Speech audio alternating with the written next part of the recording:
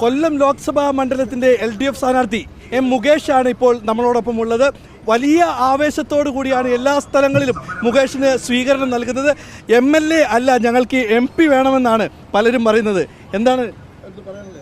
അല്ല, അതെല്ലാം നാട്ടുകാരുടെ ആവശ്യം, നാട്ടുകാരുടെ ആഗ്രഹം, പാർട്ടിയുടെ തീരുമാനം.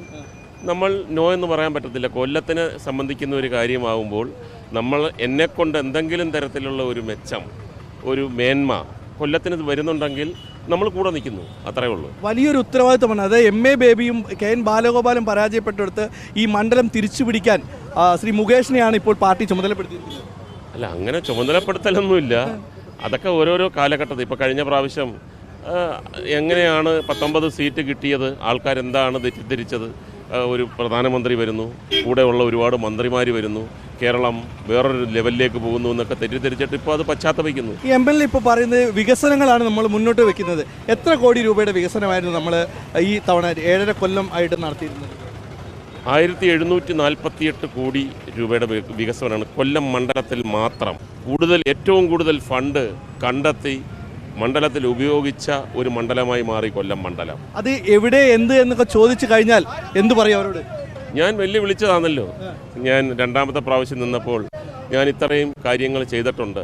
പണ്ടത്തെ പോലെ അവിടെ ആ വളവിലാണ് നമ്മൾ ഉദ്ദേശിക്കുന്നത്. ഈ വളവ് ഇറങ്ങി വരുമ്പോൾ ഇതാ ഇവിടെയാണ് എന്ന് സ്പോട്ട് കാണിച്ചു കൊടുക്കുന്ന പരിപാടിയല്ല, തൊട്ട് കാണിച്ചു കൊടുക്കാം. എൻ്റെ സ്വന്തം ചെലവിൽ എൻ്റെ കാറിൽ വരാം.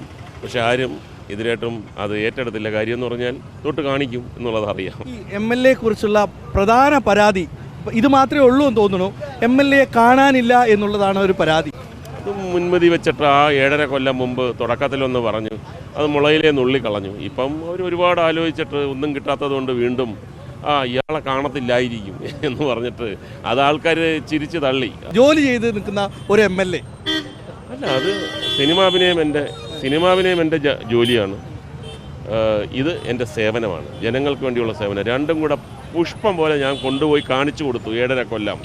എന്തായാലും വിജയാശംസകൾ നേരുന്നു. വീഡിയോ ജേർണലിസ്റ്റ് JB ജ്യോതിഷൊപ്പം reporter Dileep Devasya, in reporter, Kollam.